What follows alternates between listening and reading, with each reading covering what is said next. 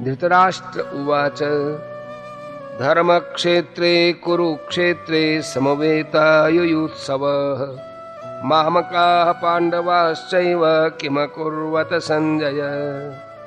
धृतराष्ट्र बोले, हे संजय, धर्मभूमि कुरुक्षेत्र में एकत्रित युद्ध की इच्छा वाले मेरे और पांडु के पुत्रों ने क्या किया?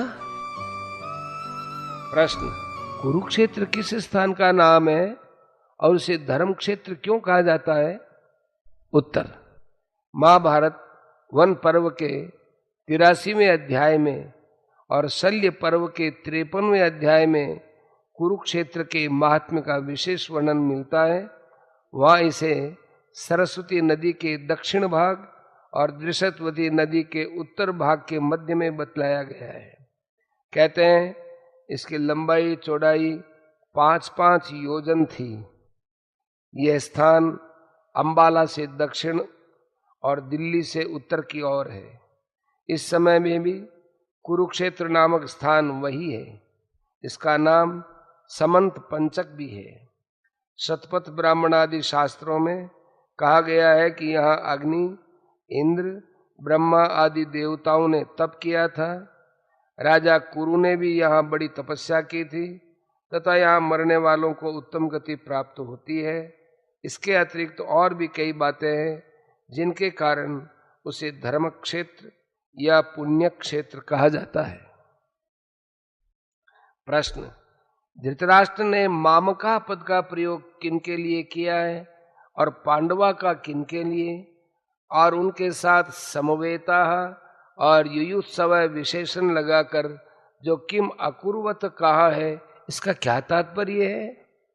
उत्तर, मामका पद का प्रयोग धृतराष्ट्र ने निज पक्ष के समस्त योद्धाओं सहित अपने दुर्योधनादि 101 पुत्रों के लिए किया है और पांडवा पद का युधिष्ठिर पक्ष के सब योद्धाओं सहित युधिष्ठिरादि 500 भाइयों के लिए।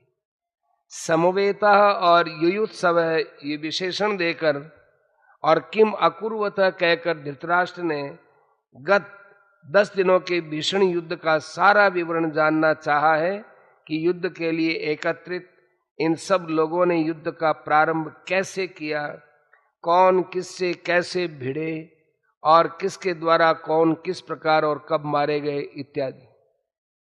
भीष्म पितामह के गिरने तक भीषण युद्ध का समाचार धृतराष्ट्र सुन ही चुके हैं, इसलिए उनके प्रश्न का यह तात्पर्य नहीं हो सकता कि उन्हें अभी युद्ध की कुछ भी खबर नहीं है और वे यह जानना चाहते हैं कि क्या धर्म क्षेत्र के प्रभाव से मेरे पुत्रों की बुद्धि सुधर गई